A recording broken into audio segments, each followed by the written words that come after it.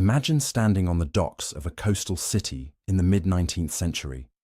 It could be Canton in China, Rio de Janeiro in Brazil, or the port of Piraeus in Greece. The year matters less than the sight on the horizon. It begins as a plume of black smoke staining the blue sky. Then, a silhouette emerges, a squat black hull, devoid of the graceful white sails that have defined maritime travel for millennia. It moves against the wind. It moves against the tide, and as it draws closer, the sun glints off the polished bronze of rifled cannons swiveling in your direction. You are looking at a ship of the Royal Navy, and its arrival means your government has a problem. This was the reality of the Pax Britannica. For nearly a century, the British Empire maintained a global hegemony not just through the invasion of vast armies, but through a specific, terrifyingly effective doctrine known as gunboat diplomacy. It was a strategy summarized by a simple, unspoken ultimatum. Open your ports, adhere to our laws, and pay your debts, or we will level your city from the safety of the harbour. In the popular imagination, and often in the nationalist histories of the nations that suffered under it, gunboat diplomacy is portrayed as simple piracy. It is often viewed as the act of rogue, imperialist bullies, captains and admirals acting like Vikings with steam engines, blowing things up for the sake of plunder.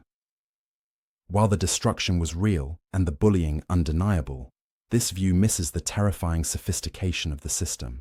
Gunboat diplomacy was not random violence. It was a highly calculated instrument of statecraft. It was the scalpel of the British Foreign Office. It was a system designed to achieve maximum economic gain with minimum military expenditure. The goal was rarely to conquer territory. Britain already had more land than it could easily govern. The goal was to enforce free trade, to secure legal extraterritoriality for British citizens, and to ensure the financial machinery of the global economy kept turning in London's favour.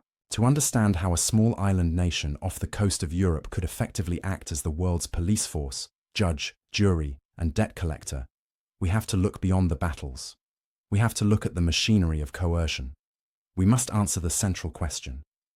How did the British Empire use the mere threat of naval force to coerce sovereign nations into economic and political submission without engaging in total war?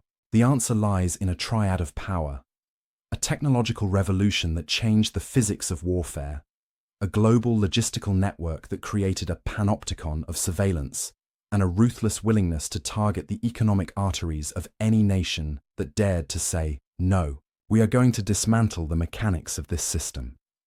We will step onto the iron decks of the SS Nemesis, the ship that broke the Chinese Empire. We will sit in the Foreign Office with Lord Palmerston as he justifies bringing a European nation to its knees over a single citizen's burned house.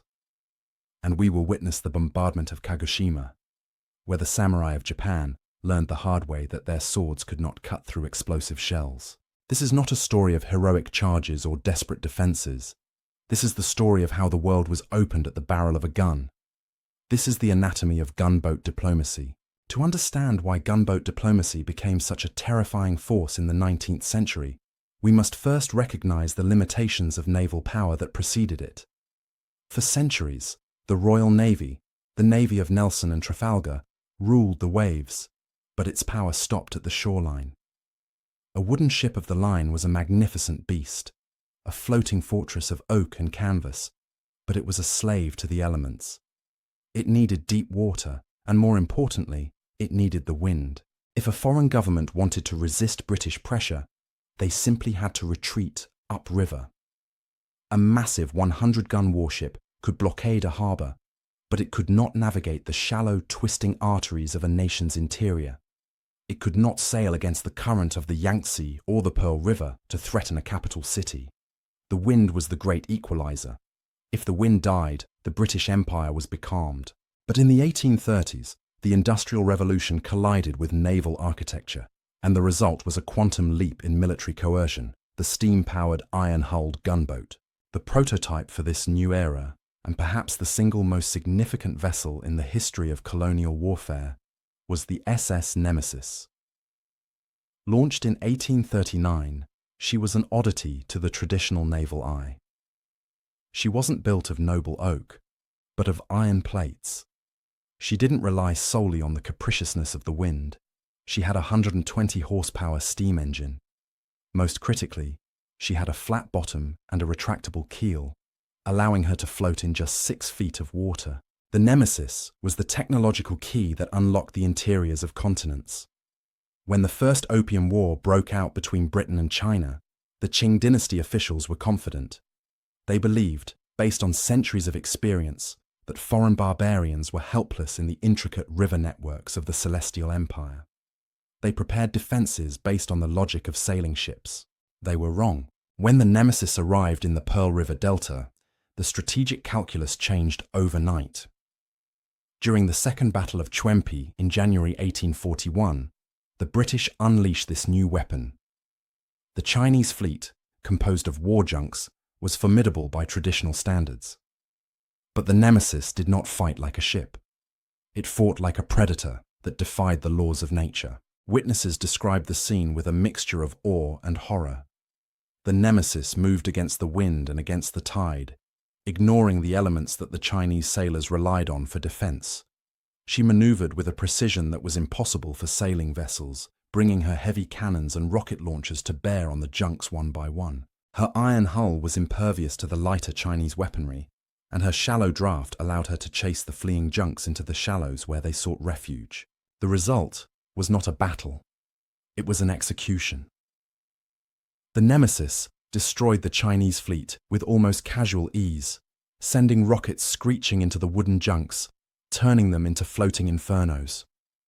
A Chinese observer, struggling to comprehend a ship that breathed black smoke and moved without sails, dubbed it the Devil Ship. This was the dawn of the Brown Water Navy. The Royal Navy was no longer restricted to the blue water of the open ocean. They could now penetrate the heart of a nation. They could bypass coastal forts and steam hundreds of miles inland to cut off trade routes, threaten administrative centers, and dictate terms directly to local governors who previously felt safe behind miles of river and marsh. The psychological impact of this technological asymmetry cannot be overstated. Gunboat diplomacy relied heavily on this shock and awe. It wasn't just about the destruction the ships could cause, it was about the hopelessness they inspired. How do you fight an enemy who can sail where you cannot, who moves without wind, and whose ships bounce off your cannonballs? The Nemesis proved that the barriers of geography were no longer a defense against British interests. The technological gap created a diplomatic lever. Capitulation was rational, resistance was suicidal. The mere appearance of a smokestack on the horizon was often enough to make a local ruler sign a treaty. The Devil Ship had arrived, and it had brought a new world order with it. However, a technological marvel like the Nemesis is useless if it is not where it needs to be. The world is a vast place. Oceans cover 70% of the planet, and the British Empire, for all its wealth, could not build an infinite number of ships. The challenge for the Admiralty in London was one of scale. How do you police the entire globe simultaneously? How do you ensure that a merchant in Zanzibar, a missionary in Fiji, or a diplomat in Peru feels just as protected as if they were walking down the streets of London? The answer lay in a masterstroke of logistical organization known as the station system. Britain effectively carved the world's oceans into administrative districts, or stations. There was the North America and West Indies Station, the East Indies Station, the China Station, the Mediterranean Station, and the Cape of Good Hope Station, among others. Each station was a self-contained naval fiefdom, commanded by an admiral who acted as a regional warlord. He had his own squadron of ships, his own supply bases, coaling stations, and crucially, the autonomy to act. This created a global panopticon.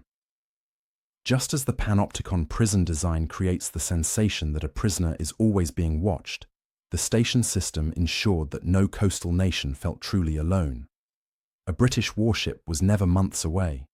It was days, sometimes hours, away. This ubiquity meant that local rulers had to calculate the risk of British intervention in every single political decision they made. The horizon was never truly empty. But this physical infrastructure needed a political soul to animate it. It needed a doctrine that justified deploying a battleship to settle a bill. That doctrine came from the British Foreign Secretary and later Prime Minister Lord Palmerston. In 1850, a crisis emerged that perfectly encapsulated the arrogance and effectiveness of gunboat diplomacy. It involved a man named Don Pacifico, a Gibraltar-born Portuguese Jew who was a British subject living in Athens, Greece. During an anti-Semitic riot, Pacifico's house was burned down, and the Greek police did little to stop it.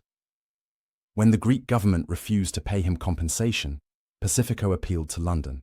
To most nations, this would be a minor consular dispute. To Lord Palmerston, it was a challenge to the credibility of the empire. He didn't send a stern letter. He sent the Mediterranean fleet. British warships blockaded the port of Piraeus. They seized Greek merchant vessels and crippled the nation's trade.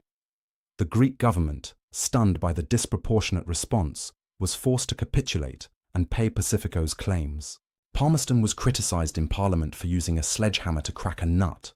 His defence, known as the Civis Romanus Sum speech, became the defining manifesto of the era. He drew a direct parallel to the Roman Empire, where the declaration Civis Romanus Sum, I am a Roman citizen, was a shield that protected a traveller anywhere in the ancient world. Palmerston declared, so also a British subject, in whatever land he may be, shall feel confident that the watchful eye and the strong arm of England will protect him against injustice and wrong. This was the terrifying promise of the station system. It meant that every British citizen, every trader, every tourist, every scoundrel, carried the entire weight of the Royal Navy on their back. If you touched them, you touched the Queen. If you refused to pay them, you were inviting a blockade. The station system ensured the ships were there to deliver the punishment, and the Palmerstonian doctrine ensured the political will to order it. The world was now a neighbourhood, and the British were the only ones with a police force. While the image of a smoking gunboat levelling a city is the most dramatic representation of this era, the true genius of gunboat diplomacy was that, ideally, the guns never actually had to fire. The British Empire was, at its heart, a commercial enterprise. It was a nation of shopkeepers, bankers, and industrialists. They understood a fundamental truth of geopolitics. Nations might rally around a flag to fight an invasion, but they will crumble quickly if you cut off their money.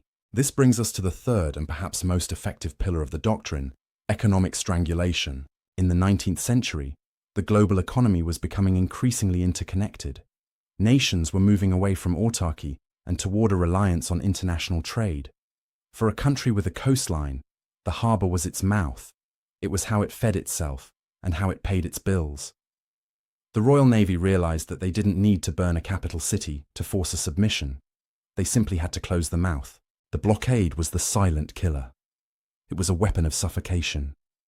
A single British frigate, anchored across the narrow entrance of a harbour, could bring a nation's economy to a screeching halt. Custom revenues would vanish. Merchants would go bankrupt. Food prices would soar. The political pressure on a local ruler would build not from the fear of British shells, but from the screams of his own starving or impoverished citizens. The brutality of this accounting book warfare is best illustrated by the Christie affair in Brazil during the early 1860s. This incident is a textbook example of how the empire acted as an aggressive debt collector. The dispute began with trivialities. First, a British merchant ship, the Prince of Wales, was wrecked on the coast of Brazil, and there were allegations, never fully proven, that locals had looted the cargo. Second, 3 British naval officers, out of uniform and drunk, were arrested by Brazilian police in Rio de Janeiro for disorderly conduct. In a world of equals, these are matters for local courts, but Britain did not view Brazil as an equal. The British minister in Rio, William Dougal Christie, demanded a formal apology and significant financial compensation. When the Brazilian emperor, Pedro II, refused to bow to these humiliating demands, Christie didn't call for an invasion. He called the Navy. Admiral Warren, commanding the South America station, did not bombard Rio. Instead, He ordered his ships to intercept and seize 5 Brazilian merchant vessels entering the harbour. He held them hostage. It was essentially a state-sanctioned kidnapping of property. The message was clear. Pay us the money you owe for the Prince of Wales, or you will lose these ships and the trade they represent. Brazil prepared for war, coastal forts were manned, and the population was furious. But the economic reality set in. Brazil was dependent on trade, much of it carried on British hulls or financed by British banks. The seizure of the merchant ships was a tightening noose. Ultimately, under protest, Brazil paid the compensation. This was the gunboat aspect used as a scalpel. The British secured their money without landing a single soldier or suffering a single casualty. They leveraged their mastery of the seas to turn a sovereign nation's geography against it. It reveals the cold logic of the doctrine. War is expensive, munitions cost money, and soldiers require pensions. But a blockade is cheap. It requires only patience and presence. For the target nation, however, the cost of resistance grew exponentially. With every day, the harbour remained closed. The Royal Navy forced rulers to do a simple cost-benefit analysis. Is my national pride worth the collapse of my economy? 9 times out of 10, the answer was no. The cheque was written, the apology was signed, and the gunboat steamed away, its shadow lifting from the harbour, leaving the government intact, but the sovereignty shattered. But what happened when a nation refused to do the math? What happened when a culture valued honour more than economics? That is when the gun stopped being a threat and started being a solution. The genius of British naval doctrine lay in its careful calibration. It was an escalation ladder, a scripted performance designed to offer the opposing power multiple opportunities to back down before the first shot was fired. This performance was known euphemistically as showing the flag. It usually began with a single warship entering a foreign harbour, uninvited but not explicitly hostile. The ship would drop anchor within plain sight of the governor's palace. The captain would then send a pinnace ashore, not with a declaration of war, but with an invitation to dinner. This was the velvet glove. Local dignitaries would be brought aboard the British vessel. They would be treated to the finest wines and food the mess could provide. But every moment of their visit was a carefully choreographed display of disciplined violence. They would walk past rows of Royal Marines standing as still as statues in their scarlet coats. They would see the crew conducting gun drills with a speed and mechanical precision that defied human error. They would touch the cold iron of the cannons. The message was subtle, but unmistakable. We are not barbarians. We are a machine. We are wealthy, disciplined, and technologically superior. Do you really want to fight this? Most of the time, the dinner was enough. The psychological weight of this display, the cleanliness, the order, the silent power, broke the will of the local ruler. He would sign the treaty, the ship would fire a polite salute, and leave. But if the ruler was stubborn, if he mistook British politeness for weakness, then the velvet glove was removed, and the iron fist was revealed. And by the mid-19th century, that fist had become infinitely more destructive due to a terrifying innovation: the Pajon gun. For centuries, naval warfare had been a game of bowling.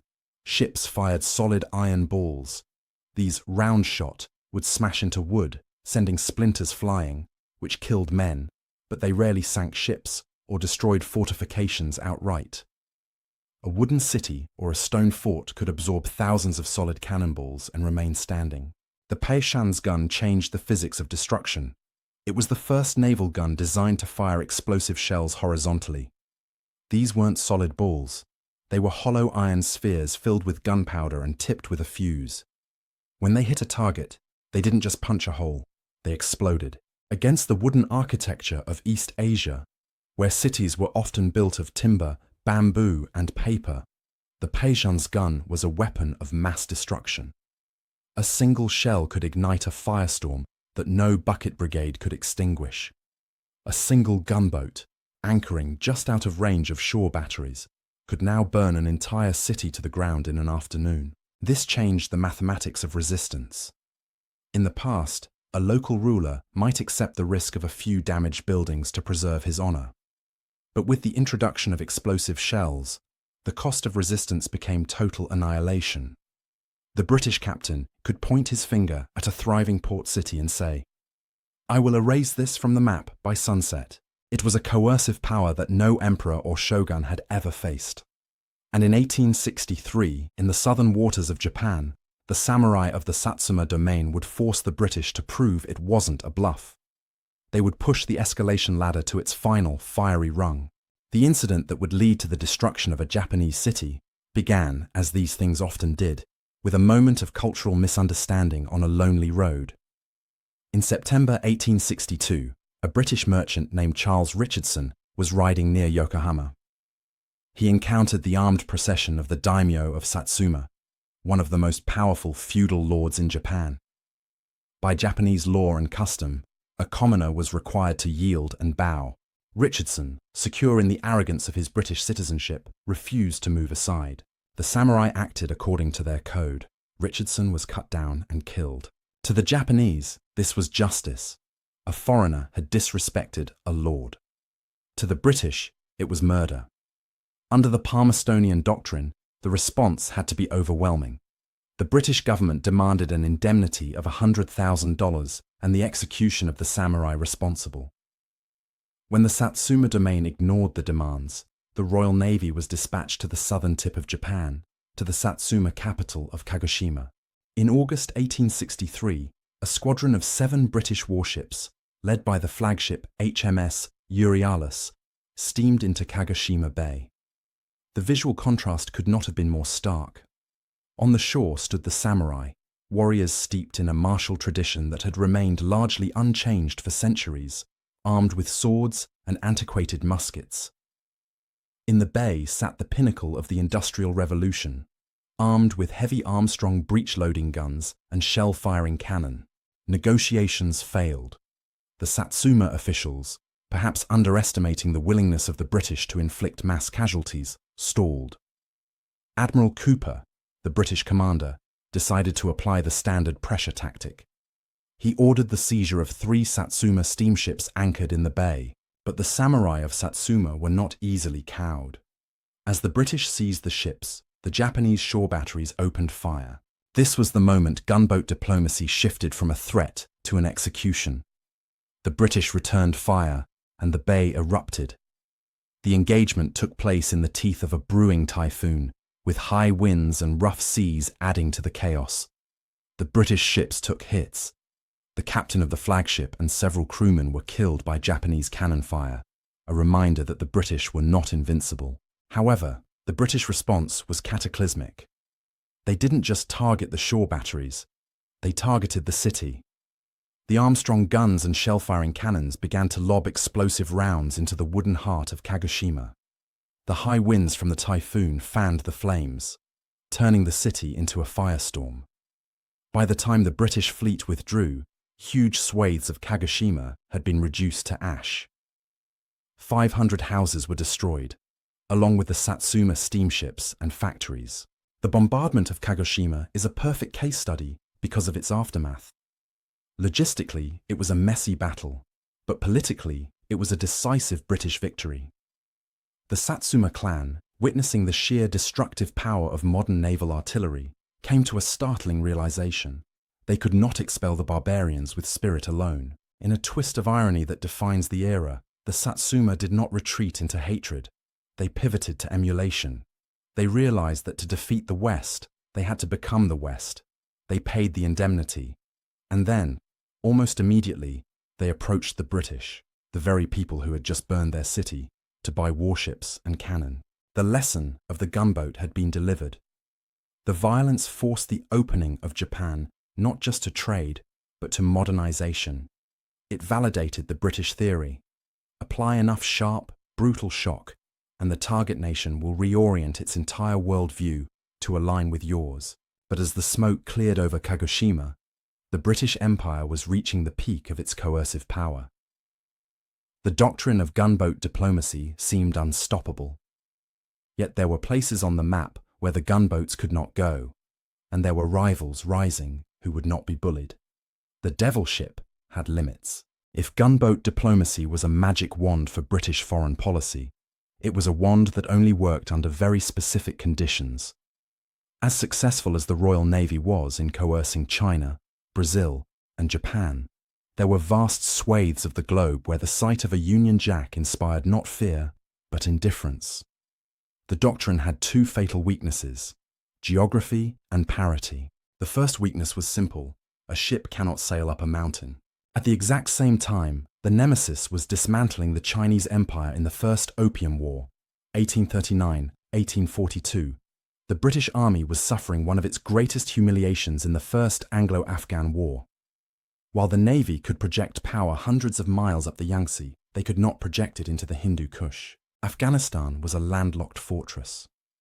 There were no ports to blockade, no coastal cities to bombard, and no trade arteries that a frigate could sever. The British attempted to control Kabul using traditional land armies, and the result was a catastrophe.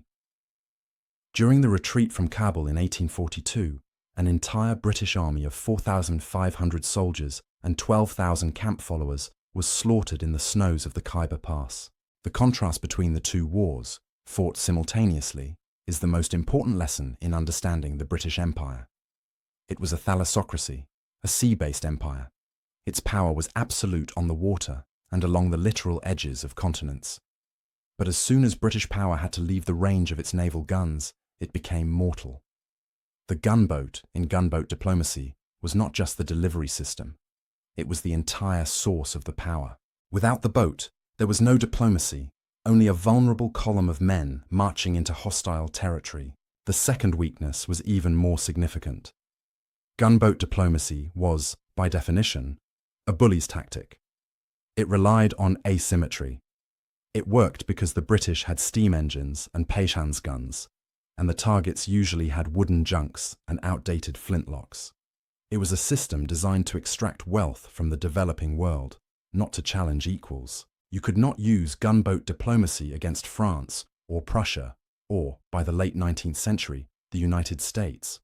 You could not sail a single frigate into New York Harbor or Cherbourg and demand reparations, because those nations could shoot back with equal lethality. As the 19th century progressed, the technology deficit began to close. The very nations Britain had bullied began to buy their own weapons, often from British arms dealers. The invention of the self-propelled torpedo and the naval mine in the 1870s and 1880s suddenly made the showing the flag tactic suicidal. A cheap, tiny torpedo boat costing a fraction of a British cruiser could now sink the pride of the Royal Navy. The waters were becoming dangerous. The era of the lone gunboat anchoring with impunity was drawing to a close. The psychological terror of the Devil Ship faded as the rest of the world learned how to build their own devils. However, before the sun set on this unique era of coercion, the legacy had already been cemented. The British had used this brief window of absolute technological dominance to rewire the global economy. They had forced the world open. And as we look back at the map of the 19th century, we see the results not in the territory Britain conquered, but in the markets they created. So, we return to our central question. How did a small island nation control the world's political and economic destiny without engaging in constant, ruinous total war? The answer is that the British Empire mastered the art of limited war. They realized that in the industrial age, you did not need to conquer a nation to control it. You did not need to occupy Beijing or Rio or Tokyo with thousands of soldiers, which is expensive and bloody. You simply needed to control the water that flowed past their doorstep. Gunboat diplomacy was the ultimate force multiplier.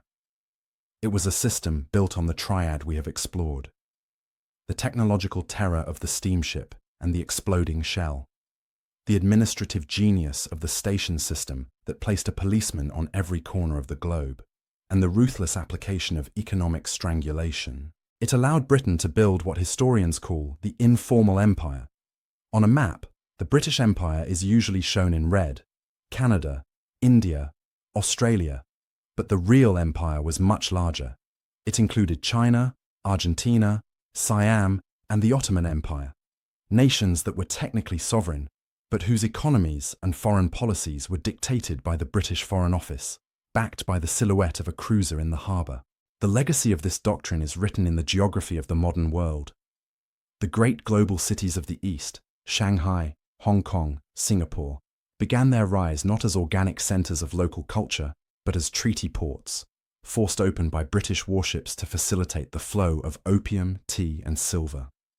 The legal concept of free trade, which we take for granted today, was not adopted by the world voluntarily. It was often installed at the barrel of a gun. The era of the gunboat was the first era of true globalization. It forced disparate, isolated cultures into a single economic system. It was violent, it was arrogant, and it was often cruel. But it was also undeniably effective. It created a Pax Britannica, a British peace, where the oceans were safe for commerce, provided that commerce played by British rules. The gunboats eventually rusted or were scrapped. The nemesis is gone. The Royal Navy no longer rules the waves with undisputed power. But the lesson of that century remains. True power is not just about the size of your army, but the reach of your influence. The British showed that if you can control the flow of trade, and if you have the technology to project force where your enemy is weakest, you can turn the world into your marketplace. Britain opened the world with a skeleton key made of iron and steam, and once the door was kicked open, it could never be closed again. Thank you for listening to our story. If you found this history as fascinating as we did, please like this video and subscribe to British War History for more.